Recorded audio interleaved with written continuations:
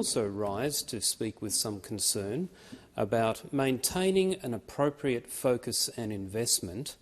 and importantly, a clear statement of intent in terms of our investment in Antarctic endeavours. Many others have spoken during this debate about the science, and so I'm not going to go to the science, but I do want to highlight the importance of the Antarctic Treaty System in terms of keeping the Antarctic region and its oceans free from militarisation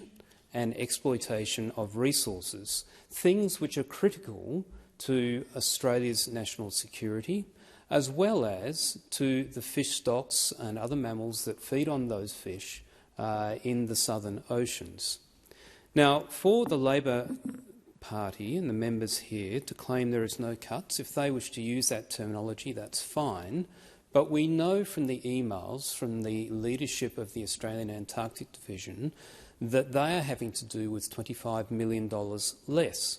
So don't call it a cut if you prefer not to, but the division has $25 million less to pursue its programs. And that reminds me of the precedent we've seen in areas affecting national security with the defence budget this year,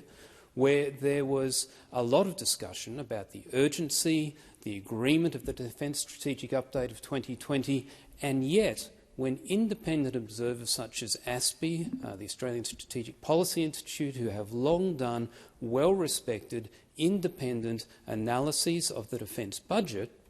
looked at the papers, they said that there has actually been a $1.5 billion cut over the next 3 years in the defence budget. And so the Labor government can say one thing, but when independent experts, whether it be the head of the AAD or ASPI, look at their budgeting and say that the agencies concerned have less money to do their job with, and in Defence's case it's because of the inflationary pressures around the cost of operating defence continue to go up, and so in real terms the ASPI assessment is correct in that they actually have $1.5 billion less to do the vital job of protecting Australia's national interests.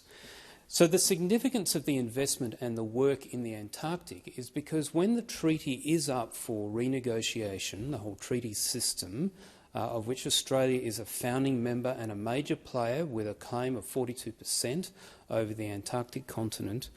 the amount of investment and activity on the continent is actually a critical factor in determining the validity and strength of those claims. And that's why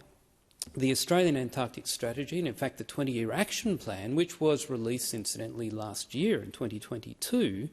actually calls to expand the logistical capabilities and critical research in the Antarctic ice sheet, to lead new research and to improve our understanding, to fund new capabilities and infrastructure, as well as to continue working closely with other Antarctic nations through the Antarctic Treaty System.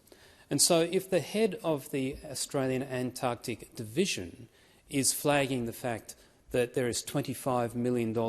less, then clearly those objectives are not actually met. Now, contrary to the assertions of those opposite, under the former government there was some $800 million provided over 10 years to strengthen scientific and strategic capabilities for Antarctic work. And so some of those measures included $136 million to support Australia's inland traverse capability, critical charting activities, mobile stations, as well as other core activities of the division. There was $109 million to increase aerial and inland capabilities. There was $44 million for additional shipping to support the RSV Nuenya to focus on extended science, as well as part of that inland capability, $35 million for medium-lift helicopters, which is a former professional helicopter pilot, I think is a wonderful investment. But it highlights the fact that the Coalition put its money where its mouth was. It invested in those enabling capabilities that secures our long-term position in the international community in this critical continent.